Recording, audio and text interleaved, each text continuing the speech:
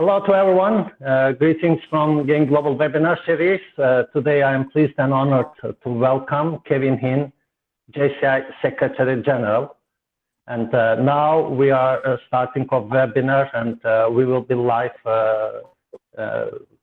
sharing our experience about the topic. Kevin, welcome. Thank you, Ismail.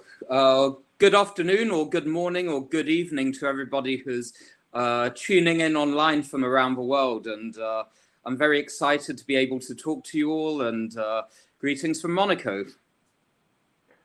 Thank you very much for joining us. Also, I would like to greet our participants, our audience today joining us to this live streaming.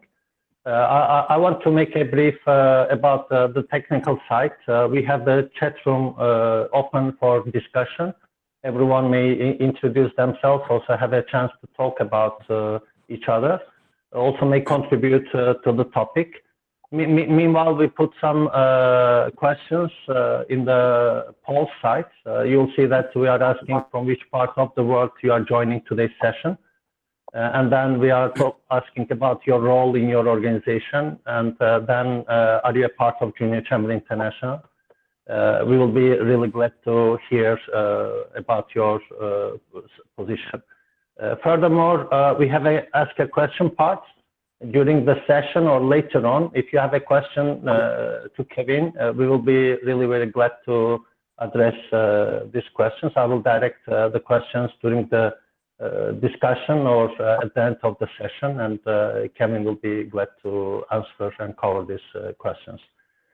Kevin, I'm really pleased to welcome you to have a chance to talk about this current situation, how it will be, how we will be moving forward today and after a while, due that we are facing a challenging period. So this is your first quarter as Secretary General. I would be glad to hear more about how it was as a Secretary General in the first 3 months, and also a brief introduction about JCI from your side, from your perspective. Yes, thank you again for welcoming me, dear Ismail, and I'd like to thank Gain Global for this opportunity to address members and everybody watching from around the world again. So to answer your question briefly, my role as Secretary General began on the 1st of January. It's a great honor again to have been elected to this position, to represent the global organization, to lead the global headquarters, and also to help our board of directors and President Itai Manieri to implement our strategic directions. So yeah, in the first 3 months have been a bit of a roller coaster. I've been working on 2 major projects. The first one has been to implement the new tagline which we have at JCI, which is kind of redefining all the actions we're doing now. As you know, last year we changed our tagline from global leadership of young active citizens to something a bit more relevant to what we're doing right now, which is developing leaders for a changing world. And all the actions which we've been undertaking since then have been to change this notion of JCI. So we're still a global organization of young people who want to effect positive change in the world. That's not changing. Positive change is our major goal. However, what we're doing is not effecting positive change at all costs. It's actually, so the members are not helping JCI to develop positive change anymore. We want to serve the members and therefore empower our members with development and leadership skills and development opportunities using the 4 areas of opportunity, which are business, entrepreneurship, international cooperation, and individual development, and also the community. So we're not just a community organization. This is how we're redefining ourselves. And then these leaders, once we've empowered them and developed them over the course of a few years, once they've learned everything that JCI can teach them, will then go out maybe in 1 or 2 or 5 or 20 years and become leaders in business, in civil society, or in government and politics. and then we can go and we can go out and change the world after that. So this is what we're training in terms of that front. Okay. I'll be glad to hear a little bit more about the tagline. You mentioned that it's changed now to developing leaders of changing world, and nowadays we face a truly changing world, and it's like a step change period. Yes, exactly. This is perfect timing. How you will explain, elaborate on that? Yeah. Well, exactly. The second part of what we're doing now is, first of all, and this all blends into answer your question, actually. The first part is implementing the new tagline. The second part is implementing our global strategic plan. We're in the second year of a new strategic plan, and the main goal is to accelerate transformation within the organization. So the big roadmap I've been implementing with my wonderful team at JCI Headquarters, not just in St. Louis, but around the world, who are doing an amazing job, is to think strategically on how to grow and recruit our organization, how to recruit new members, and how to find the right messaging to develop this, how to find the relevant projects, how to revisit events to make them more member-centric. We're also working on building a new website, which will enable much more interaction with members on projects, on international cooperation, and all these fronts. So these are all the different things we're working on right now. And actually, this whole crisis hasn't prevented us from working on this strategy. On the contrary, it's helping us to accelerate this transformation, especially in terms of webinars, online trainings. And the way we're looking at, and the message I've been passing to my team, has been to not just see this as a negative. Of course, it's not nice to be in confinement. I mean, I've been in confinement in Monaco for the last 3.5 weeks. That's fine. This is the same for everybody. We're all in this together. But what we are trying to do is turn these challenges and these negatives into opportunities to rebuild new things in the future. And that's kind of the topic I want to discuss today, actually. And it links well with what we're doing at JCI too. We'll be really glad to hear more about that. Let me also brief about our answers from the questionnaire. Majority of our participants are from Europe now, like 82% are from Europe. We have 11% participants from Africa and Middle East, and 6% from Americas. We will be glad to have further contribution. 50% of participants are business owners or entrepreneurs, and 50% of them are employees. And in terms of JCI site, we see that 2/3, like 62% are active members of Junior Chamber International, and we are receiving a really great message from Poland, Croatia, France, Romania, Turkey. I thank you, all of them. Thank you for joining us. We have 6% who are not JCI members and 80% who are past members. This is like a brief about our audience, just to greet them as well. Thank you for joining us. We start to receive questions. I will direct them during your speech and later on. But I would like to hear more about the effect of pandemic, how you evaluate. As JCI, I'm sure you are hearing from more than 100 countries. So how you will evaluate current situation? Yes, exactly. I mean, the way I'm going to do a brief introduction, and then I'm going to talk about two different aspects. It's about sustaining economies during the crisis and rebuilding them afterwards. And this is why I believe that JCI can really play a role. Just to give a quick words of introduction to put things into context. I mean, this whole crisis is something that was totally unexpected at the start of the year. We started the year on the 1st of January.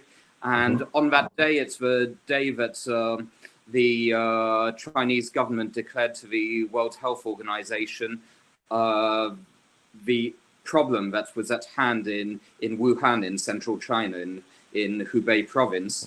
And then it spread around the world. And not even when I did my last trip to Istanbul to visit Business Angels Forum, and I came back We were home. really glad to welcome you in February, in Istanbul. It was Yes, a good chance for I us. was very lucky to be able to get there at the time. Truly thankful. We welcome President Itai Manieri also, so President Don from USA also. Yes, and I came back on the 20th of February, and nobody could have expected that we wouldn't be moving until June or July or maybe August. So yeah, it affects everybody, and this crisis has affected the world in different ways. First of all, and foremost right now, we're talking about a sanitary crisis, a big health crisis with lots of people sadly dying around the world. The second aspect is psychological, due to the stress and uncertainty caused. Already mental health aspects of people staying at home, being forced to stay at home. And the third one, which I'm going to detail more, is the economic side, because we're looking at a recession and an economic crisis which we haven't faced since 2008, and the crisis, the big financial crisis initiated by the subprime issue, and which led to which took about 2 or 3 years to rebuild. I know that in the UK, the jobs level has only in 2020 got back to the level as it was, or the average real wage only got back to the level of the pre-2008 levels last year. So it took 12 years to recover, and so it's bad timing right now. And we're looking more at depression than a reason for this crisis.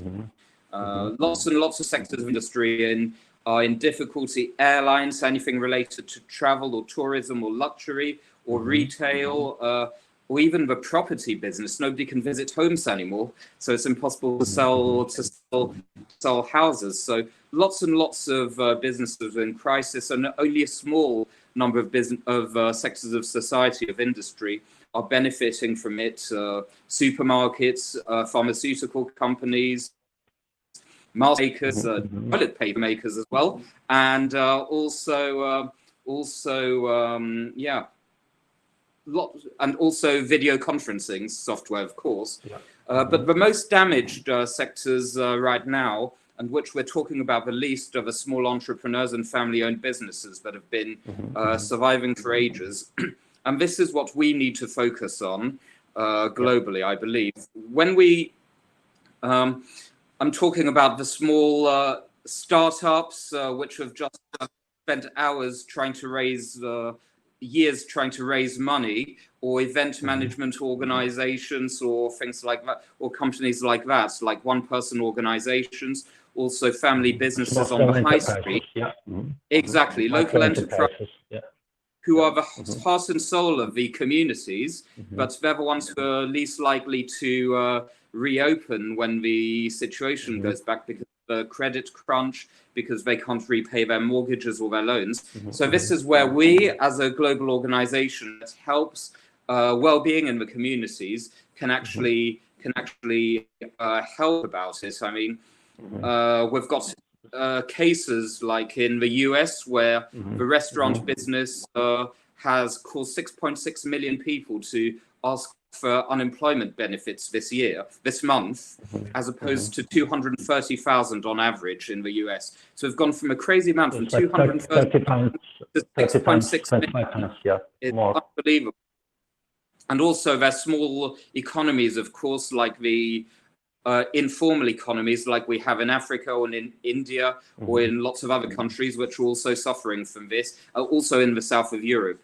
But what we need to understand is that it's not going to be business as usual when we come back either. We need to take this opportunity to rethink where we're going and rebuild in an intelligent manner. And that's what I want to talk about. There are two parts while we were defining our topic as well. The first part is to sustain the current situation and to learn, maybe to have that one as an opportunity to develop. And the second part is to rebuild, because the future will not be as we used to have it. So we need to rebuild something. So if we come to the sustaining part, it was crucial, crucial discussion that we had from the past as well. We have to sustain. We were talking a lot about sustainability. how you feel that this period will be also an opportunity to keep everything ongoing? Yeah, exactly. Thank you for that introduction. Yeah, of course, we're talking about having to sustain the economy during the pandemic itself, during the health crisis, which is not obvious, but we can find solutions about it, despite being on lockdown. The most obvious solution is that the world still keeps turning, despite us not being able to be in offices. We're lucky to be in 2020, where where lots of communities have broadband connections and can use video conferencing. Now, we can look at these situation in all three sectors of society to begin with. Now, if we look at the way that governments have been supporting startups and small businesses, there's some specific cases which I want to highlight. Now, of course, you know, in France and Monaco and the UK, lots of money has been pumped into sustaining businesses, like suspending VAT, value-added tax payments and sales tax payments for a few months, and sustaining, also postponing social charges and rates as well, and local rates as well. So governments are taking a hit on it, but that, like in Monaco, for example, the government is doing lots of actions to support the businesses in that way. I saw a very interesting case in Australia, for example, where they've made a great contribution. In the government in Queensland, in the state of Queensland, the government has actually offered mentoring support. There are 50 mentors available to help sustain startups, with financial workshops which are being delivered in several locations around the state to support the small and medium enterprises. As I said, I'm talking about the state of Queensland, Brisbane in the northeast of Australia. And the emphasis in Australia has been all on helping local communities, and also sole traders as well, who are the ones who are mainly suffering from it. Also, businesses have been helping other businesses as well. For example, I know the market traders who cannot no longer work on walk-in customers anymore have actually been supported in some communities, notably in France and even in Monaco, by some web designers who've been giving special rates to the marketplaces, so that they can have online sales platforms, and therefore then go and deliver the goods to the homeowners as well. So actually, IT has been made to serve local businesses too. And finally, there's obviously the role of civil society and non-governmental organizations and volunteers, which is all about individual social responsibility. And we've seen in this... Meanwhile, Kevin, there is a question that is relevant with that. I would like to address that one also. Yes. Clevin Reshka is asking, what activities and strategies do you suggest for NGOs during the pandemic COVID-19, or what NGOs are doing during this period? Yes, NGOs, we're talking about the Red Cross, who are raising funds to get masks and ventilators and all sorts of medical equipment. Now, this is why I want to link into the role of JCI in this. I mentioned the role of civil society, the three sectors of society: government, business, and civil society. And in some cases, the three of them don't meet together in the middle. There's some form of deficiency. And this is where organizations like ours at JCI can actually go in and bridge the gap. I mean, bridge the gap is the theme for 2020 by President Itai. And actually, this links in very well here. JCI can actually bridge the gap between all three sectors of society, because we're the perfect organization to lead these collaborative initiatives. Now, to answer the question about NGOs, we've had lots of questions from members over the past asking why is JCI not at the forefront of raising money to support donations of masks, and why don't we have a global campaign for this? Now, I can say that this is something which was under discussion at the top level of the organization, but we decided that this was not our strength. it's much, we can organize an Operation Hope campaign and raise funds, but realistically, with the means we have, we can only get the money on the ground to buy masks in 6 to 8 weeks. That's not enough, and that's not effective enough to make the goal. We're not doing this for PR. We're doing this to save lives. So what we do is we organize national and local organizations to partner with the NGOs who have the expertise, the health-based NGOs like MSF, like Red Cross or the Red Crescent, or whichever NGO has the most local expertise, to partner with them and to create a local campaign, which we'll be happy to relay and to share best practices.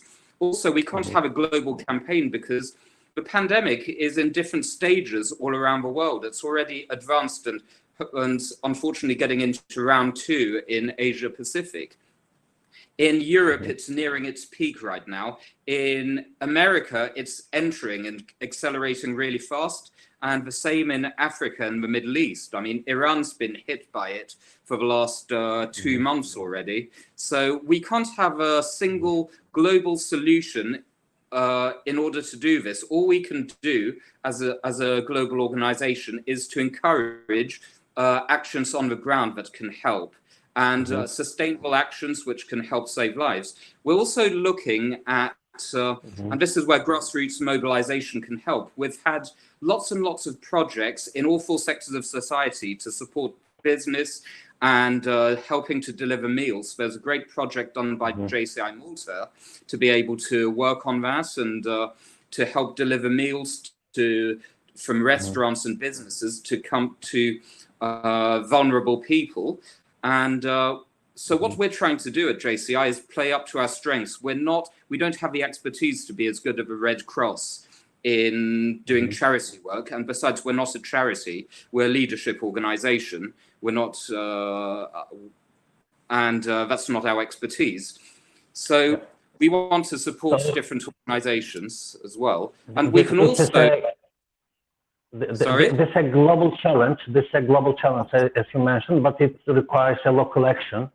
So this is a strength of Green Chamber International as well. To have chambers in local level would help to initiate new actions. And you were talking about individual social responsibility. How you feel that it may be relevant with new initiations, new actions in local level? Yeah, well, it's already all about education.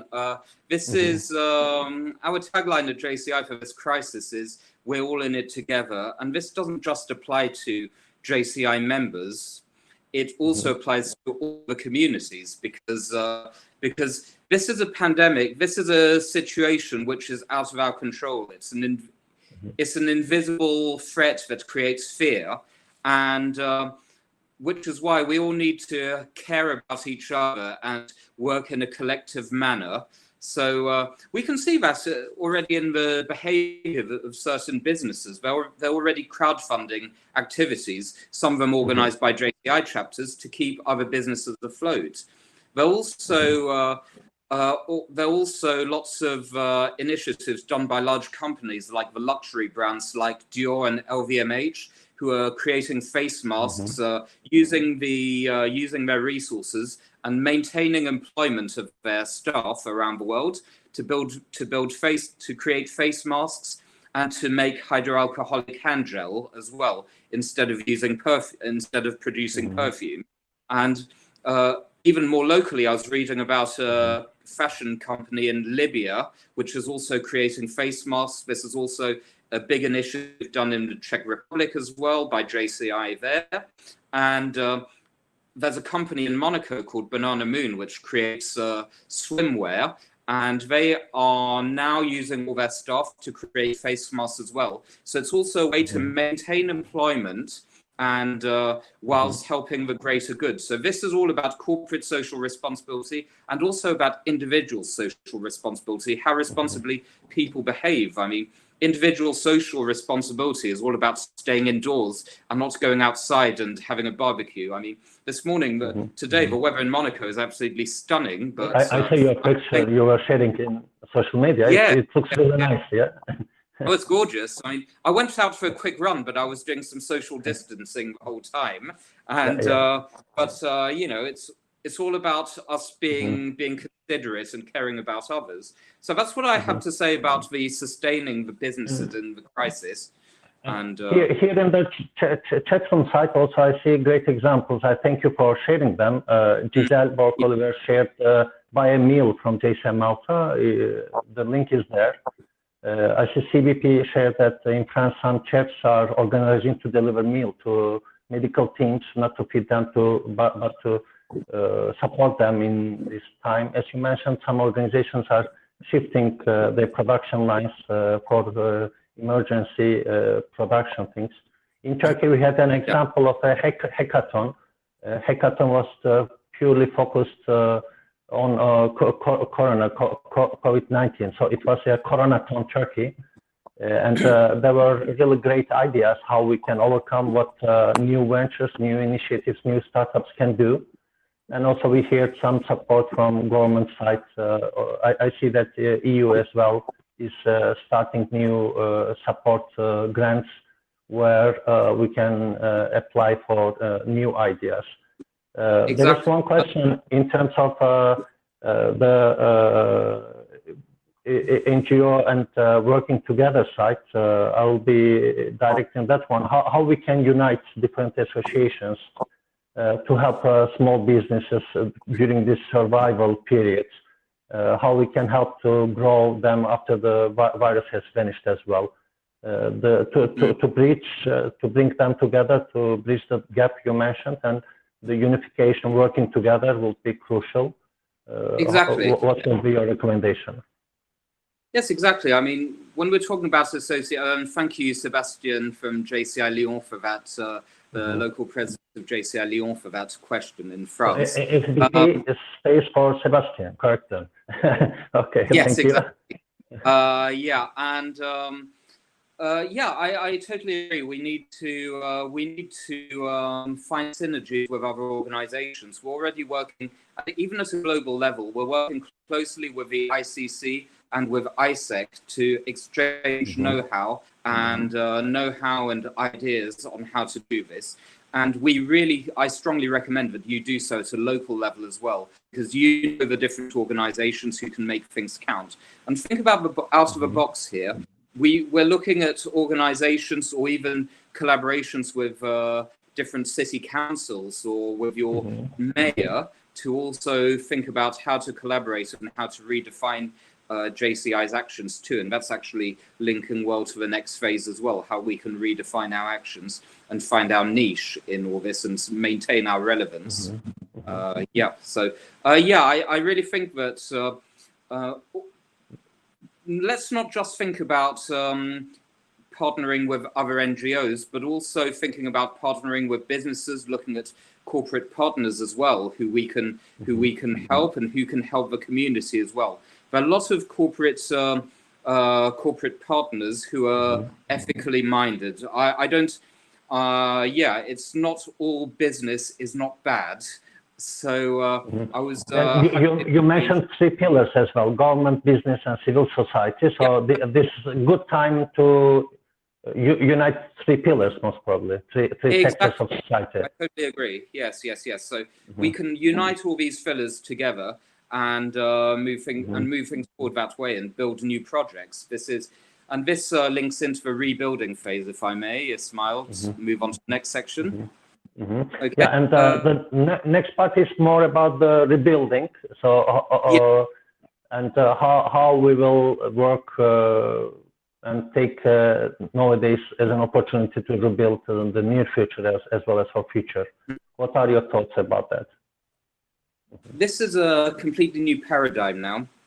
The sanitary crisis will hopefully be over within the next touch wood within the next 3 to 6 months, but this recession is hopefully not a depression, is likely to last at least a year or two until business gets back to normal again.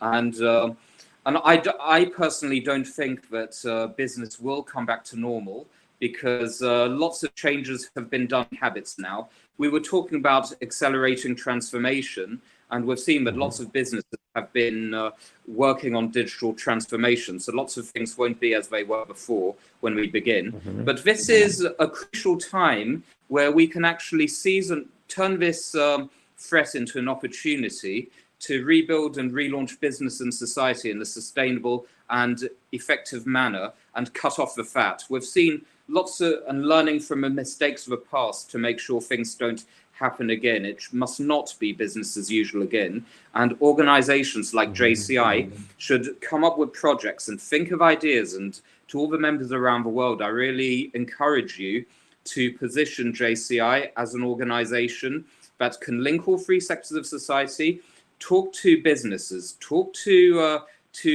government authorities, and come up with concrete ideas to help society in the future, and especially from an economic perspective and economic development side. So this is where we can redefine our actions as a global organization as well, to be able to focus on the greater good as well. Actually, Vice President Mark Smith from the UK posted a great message on Facebook today, saying all the constraints we're currently facing now, and that we need to remember all the sacrifices we're making now so that it doesn't go to waste. And in 1 or 2 years, when this pops up on our Facebook pages again, we'll be able to remember all the sacrifices we've made. We will, when we come back to life progressively, we will appreciate freedom of movement, which is something in some countries that has been taken for granted and been voted against in certain nations. We must appreciate human exchanges and lots of other things we took for granted before this lockdown. Businesses which are deemed non-essential, like right now, like sectors of industry, maybe like the luxury sectors or different aspects, must think of new ways to be relevant and to survive. And this applies to JCI as well, to be honest. We need to think of other ways to be relevant right now, and think outside of a box, and think of different ways to survive.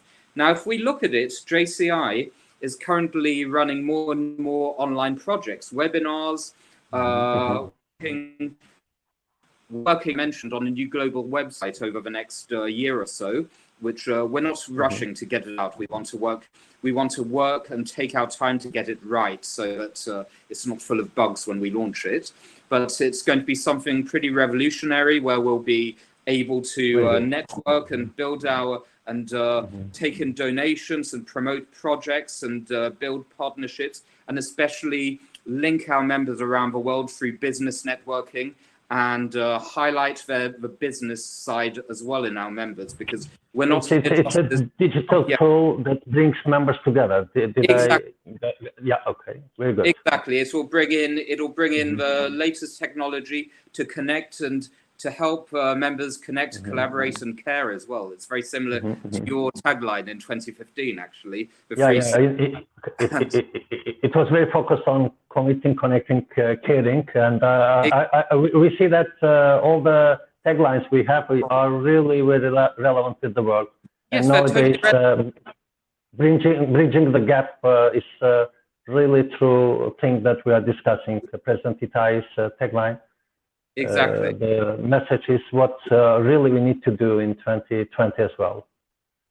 Yeah, exactly. So so this is the way we're looking at now to accelerate our digital transformation too. But I also encourage all the members to start thinking about ways to support local businesses on the ground in the rebuilding phase. Think of crowdfunding, fundraising. We're also considering ways to revamp our Global Youth Empowerment Fund, which to turn it more into an organization, into a tool that can help support small businesses and rebuild economies during the crisis as well, as opposed to just community projects and charity work, as was done up to now. So we're still thinking about it, and there's still stakeholder decisions about it. But I think that JCI can also help entrepreneurs reposition their businesses with projects to support them. As I said, fundraising, professional reconversion, seminars, networking, finding new clients, and JCI should also take advantage of this situation to redefine itself as really an organization that has a role to play. I was having a seminar with the local presidents of JCI France in small communities where there's some very small local organizations, and that was a couple of days ago. And the main message I wanted to pass to local presidents, and this is the same around the world, is think of solutions that are relevant to the future of your communities and find members who are willing to contribute to this, and talented members who are successful in their professional lives, but also have a strong individual social responsibility quotient, because talent attracts talent, and we need to really highlight the talents of our members to recruit new ones. And that includes professional levels. We're not looking at just getting people on board to volunteer and to help the community. They should also get added value as well. And this is a very important message for you to pass to when you're recruiting new members and dynamizing your local chapters. And this is redefining. Dear Kevin, there is a relevant question from Mark Smith, and it says, as well as the impact on the physical health within the crisis, the impact on mental health and well-being is and will continue to be significant. So how do you think also local organizations and national organizations within JCI can support members? Yes, it's maintaining contact. Thank you, Mark, for this very good question. I know it's a topic that's very close to your heart, especially what was implemented as at JCI UK last year with the DEEP program. And I can think of two answers to this. First of all, it's maintaining contact. I've seen lots of JCI national organizations, local organizations that have shied away from especially those who are marketing themselves as business and entrepreneurship only, and not focusing entrepreneurship and training, but no international scope or no community focus. These national organizations need to rethink their positioning to have show a bit more heart, because this is also very important. And it's does it mean that we need to have balance in all these areas? Exactly, in such cases? Yes, it's 4 areas of opportunity. We need to be in the bullseye section. We can't be biased only about the community. We can't be a train-the-trainer organization. We can't be a purely business networking organization. We need to be right in the middle and combine all 4 to be successful. And that's also a message I want to pass to all national organizations as well. Have your niche, but also have a little bit of everything to succeed, but focus on where your competitive advantage is as well, of course. So we need to show heart. A couple of days ago, we did a great pub quiz with the members of JCI Prague in Czech Republic, and it was great just to bond and exchange. It was I'd had a very long day, but for once I stopped work at 7:30 p.m. and instead of working the whole US day as well, and I actually had a wonderful time catching up with friends, and it made me feel better personally, and I had a great time. So connection is important, showing that we care and maintaining connections. And this is not just for our members, but we should do it in our communities as well. The second thing is if you've got good projects on supporting mental health or even having online meetings. I know that JCI Germany have a great Wirtschaft Junioren digital project, Digital project, which was highlighted on Tuesday at the JCI Europe webinar. JCI Germany have a great project to bring members together and to bridge the digital gap as well. So share all this information, send all the information to highlight it on Facebook, highlight it on Instagram. Very good. And, sharing is important, so update each other, to learn from each other. Yeah, this is what JCI can do as a global organization. Aggregating projects so that a member in Zimbabwe can see what another member is doing in Paraguay or in South Carolina and duplicate the model in their communities. We've got 150,000 members around the world who all have great ideas and who are super talented. So we need to pool together all this talent. So don't hesitate to tag JCI, like JCI Leaders on Instagram. And that way, Anne, our digital media manager, digital communications manager, will be able to highlight your projects on the JCI website. If you look at it every day on the Facebook page and on Instagram, we've got 4 or 5 different COVID-19 projects which are being highlighted. And this is something we're going to continue even afterwards, because the main goal of JCI is not to, at the global level and the headquarters level, we're not here to impose top-down projects and tell members that you must focus on business, or you must focus on peace, or you must focus on political advocacy. We're here to listen to the grassroots initiatives, members on the ground, what your community needs, and then help share the information. And this is a different way of developing leaders for a changing world and aggregating talent. And the last thing I want to say in the rebuilding economies phase is that we must look at rebuilding economies in a more sustainable manner. We've got the Sustainable Development Goals, which we should try to promote. Our goal, we don't work for the United Nations. We're not here only to promote the SDGs. The SDGs do not define us, but they're a great tool to help us channel our energy. For example, think about sustainability, smart cities, responsible consumption, fighting food waste. I know these are projects that exist all around the world. JCI Romania did a great project a couple of years ago. I've still got the food waste project magnet on my fridge about how to save food. And when we can see all the food hoarding that took place before the crisis, before the crisis, and all the people just fighting over the last roll of toilet paper or rice or pasta. I mean, it's crazy. We need to share. We need to show solidarity. So we can also think of ways to harness careless mass tourism. We can see the benefits that Venice has had. Cities like Venice or Prague, they're actually breathing again from what I call the tourist apocalypse. And I'm sure that Iceland is breathing again as well from its from receiving 4 million visitors a year from its 400,000 population. You know, so we need to work in a more considerate manner in the past.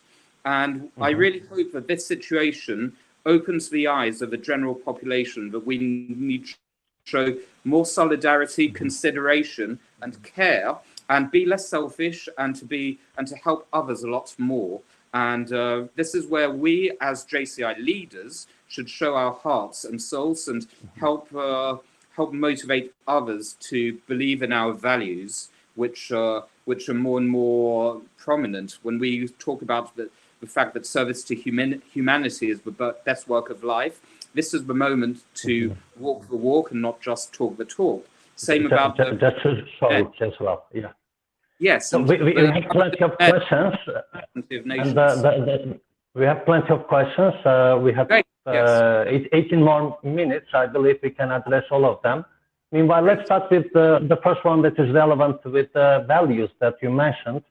Jonathan Bork is asking, it's obvious that we are going to need a different kind of leadership post-COVID. So what are the qualities you think will be more needed when this is over?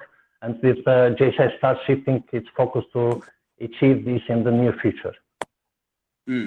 Yes, I'll thank you, Jonathan. The first part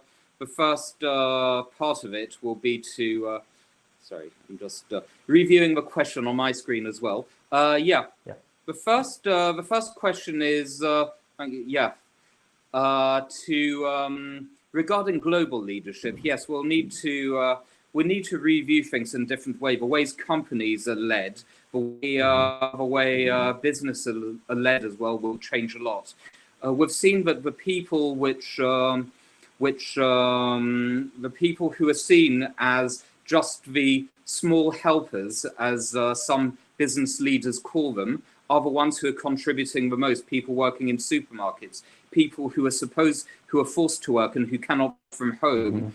Those the health workers, they're the ones who are really carrying the economies right now. So I feel that all business leaders need to show more gratefulness as well. And actually, the same applies at JCI, in JCI organizations as well. I've heard lots of local chapters and lots of local organizations over my 17 years as a member, unfortunately, who don't really, who talk a lot about the values, but unfortunately don't always cover them in, you know, you know, with a high pyramid level and leadership being distanced from the members on the ground. And I've heard lots of talk about new members being the small helpers as well, while the real leaders are taking decisions. No, this must also change in JCI local and national organizations as well, flattening the pyramid to make things, to make us closer to the members. And I believe that we will have maybe lean organizations in the near future, so more connected, more lean, more altruistic organizations. Yeah. Exactly, yes. And I know that some of the JCI vice presidents talking about bridging the gap between the global hierarchy and the members on the ground at JCI in terms of leadership. It's something which we're putting a strong emphasis now. First of all, amongst the HQ team as well. And at the headquarters staff, we're really working to make our members feel special and to serve our members, because our members are our clients who are paying our salaries at the end of the day. And we'll never forget that. And we thank all the members for their hard work. And also from a board of directors perspective, I know that lots of VPs all around the world are the vice presidents and the executive vice presidents are working incredibly hard. We don't see their work necessarily because there's lots of work to be done behind the scenes, but our board of directors members and also the national presidents are working amazingly hard to support their members in these difficult times. So VPs are doing webinars every day to connect with their assigned local national organizations. As soon as I finish this call in 15 minutes, I'm going to zap straight over to a call with the national presidents of the America area now to discuss. I was going to ask, how is Secretary General's a day during this period? How you spend your time? Oh, gosh. Most probably. Well, yeah, I'm working from home, so I'm fine. I love my job, so I'm keeping myself very busy. And I don't see it as a job. I see it as a passion, which I'm lucky enough to have as a full-time job. And it's really, really rare. And it's a total privilege for me to be able to do this, especially in these times of crisis, and to try to show leadership and to support, especially President Itai in this different, and the board of directors and all the members on the ground in this difficult challenge this year. So this is how I believe JCI should show leadership, and we should also think outside the box and think about, take a step back. And this is what I am doing strategically right now is to think strategically about with my team, and I'm encouraging all my team at headquarters to also think about how we can rethink events. There's some events which will unfortunately not be taking place, like the Balkan Conference or the Conference of America this year. And we're looking at ways to provide support to our board of directors and also to our members to maybe have online award ceremonies, online trainings, or maybe also different projects as well, and having maybe online business speed networking too. So we're looking at out-of-the-box solutions for that. And of course, leadership will change over time, and it goes back to what I was saying before about accelerating transformation. This pandemic is making us accelerate our transformation. And I said at the beginning of the year that the 1st of January 2020 is a new decade, which marks new opportunities, new challenges, and a new mindset which we need to have. And I never thought that the challenges would be so great, or the new mindset would need to change as much. But we need to show that at JCI our resolve remains intact. That we stay close to our values, and we also follow our goals, and that we're trying to lead by example. Yes, exactly. It's very relevant right now, and we need to step up to challenges. And this challenge should bring the best out of us all as JCI members around the world, and we're here to help you on that. Meanwhile, I would like to recognize JCI past President Scott Greenlee from the United States, and he shared a famous quote: "Treat the janitor like the CEO." I thank you for contribution. Thank you for joining us. Really appreciate it. Hope that in the near future we have a chance to welcome you as well. Yes, and The I'd next like to question. greet my, yeah, sorry, go ahead. Sorry, please, Ezgi. I'd also like to greet the last question was by my immediate predecessor as Executive Vice President, Jonathan J. Borg from Malta. So greeting Malta to JJ as well. We have a question from Annalisa, and the question says, what is your take on the shared economy now? Will this be the new way of doing things? And how do you think audience will interact differently with at the events? And therefore, a new way of producing and delivering events. What is your take on this? Yeah, I take it when you talk about the shared economy, you're talking about this kind of event right now in digital conferences. I mean, my take is that we still, regarding online events as opposed to offline ones, I think that online events will become more and more prevalent in the future, although online events will, of course, remain. Online events will not die. Nothing can replace human contact and human bonding online. And we're not going to, in offline events and real conferences, like big trade shows like Basel World Watch and Jewellery Show, the Geneva Motor Show, were cancelled this year, but they will come back and they will bounce back in the future because nothing can replace face-to-face contact and communication, which is why the travel industries and the airline industries and transportation will bounce back as well. People will still need to buy goods online and but also shops will also bounce back. However, as I said, it won't all be business as usual. We need to think out of the box ways for people to offline events and offline businesses to adapt to the circumstances and also think about cohabiting. We're talking about a new world right now. It's a new paradigm. We've got new circumstances, and it's up to the most agile businesses are the ones which will survive, the ones which apply lean management and agile management. Those which stick to their old ways and do not adapt and think that things will come back to normal will not survive, and they will quickly die. And there are lots of past examples of this. And we were talking in September 2008 about Lehman Brothers, the investment bank, being too big to fail, and it wasn't. The US government didn't bail them out.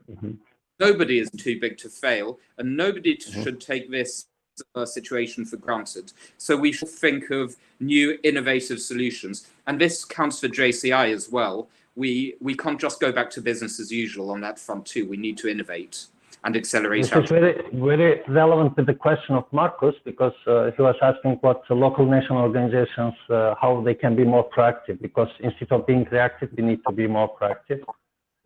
So this means we have to run the ball, we have to move forward. Yeah, exactly. I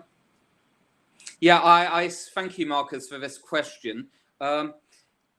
This is the whole essence of my message. We're not, we've had lots of requests to share, again, pictures about washing hands and that sort of thing.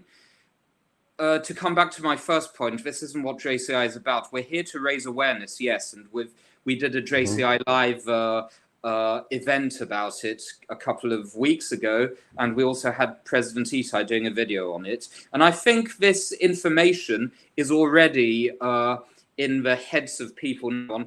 If you go on French TV, this message is repeated once every 10 minutes on a TV commercial, on a TV advert. So no, this isn't our strong point, just as our strong point is not collecting masks and fundraising for charity.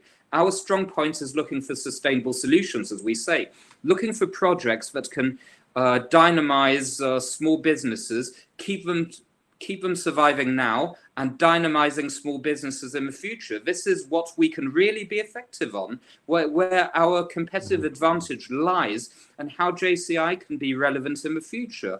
And it's up to you, the local organizations, to think of out-of-the-box solutions. I came up with some ideas of fundraising, crowdfunding, trainings and seminars, but it's up to you to understand your local communities. Our goal at HQ is not to give global one-size-fits-all solutions.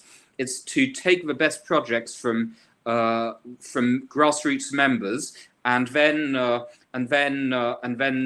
direct them to the global level. And this is also an opportunity for young people and young leaders to start moving forward with big ideas, which in a few months ago they could have seemed too great in the past. But this situation opens doors for new opportunities.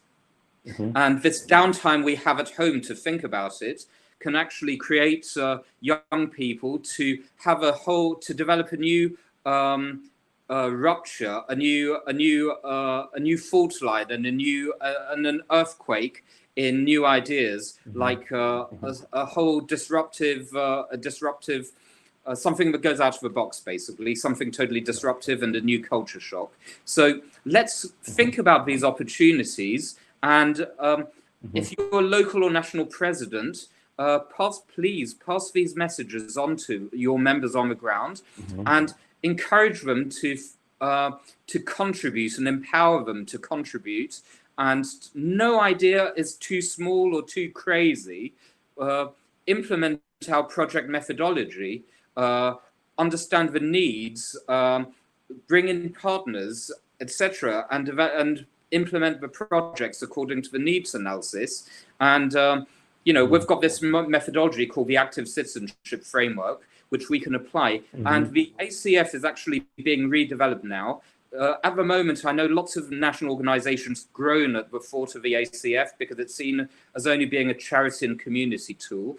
And we're aware of this. And so it's being remarketed, revamped and rebranded over the course of the next few months to also apply as a business tool and a leadership tool to help young entrepreneurs or enterprising young people to think of ideas and business ideas that can actually help the community and therefore find clients and satisfy needs and therefore help contribute to a better society.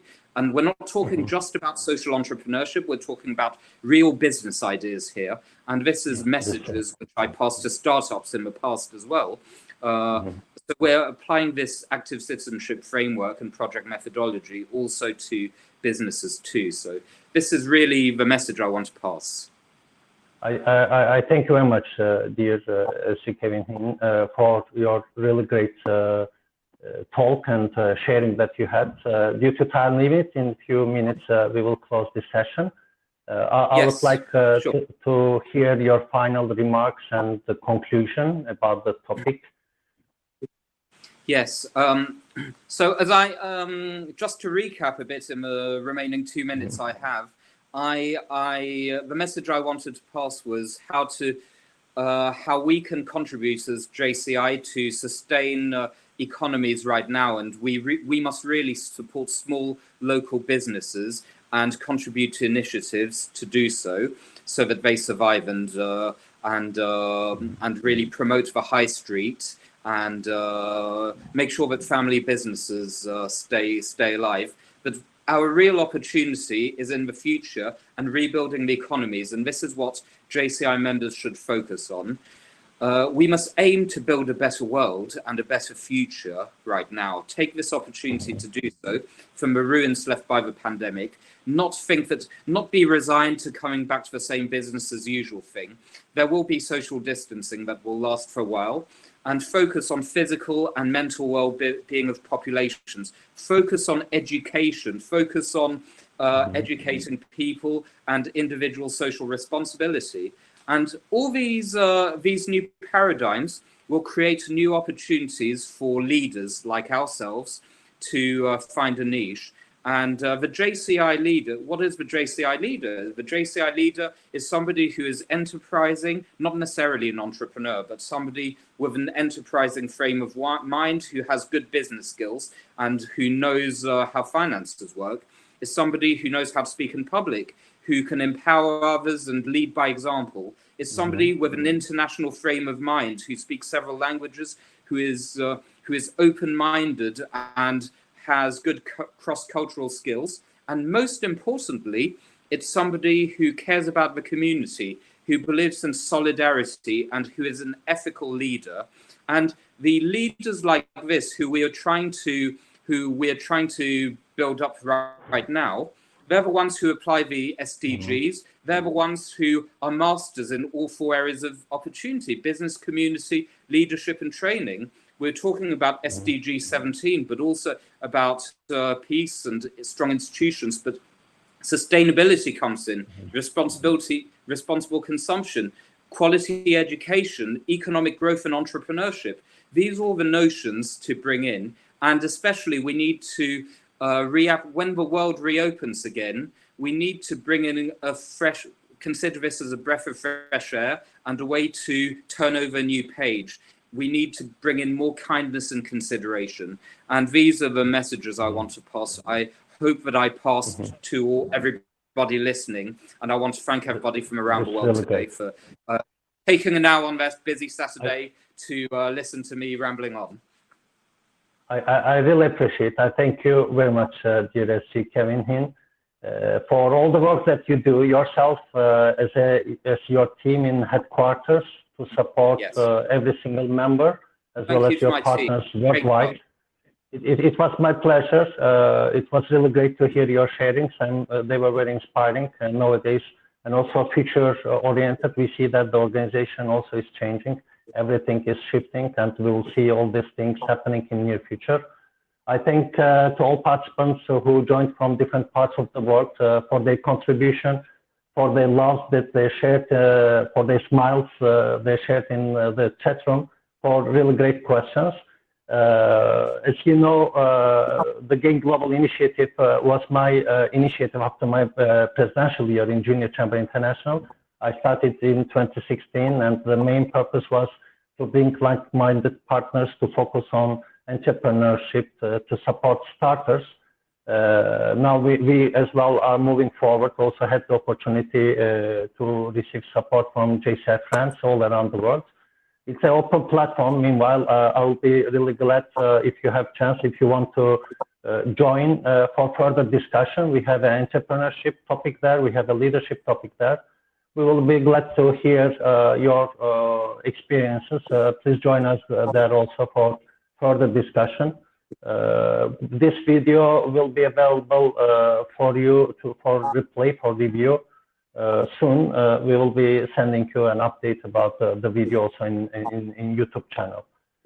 Thank you very much, SG Kevin. Thank you very much for everyone who joined to this session, and see you somewhere around the world. Let's close in a JCI way. Yes, I'll see you soon. Bye.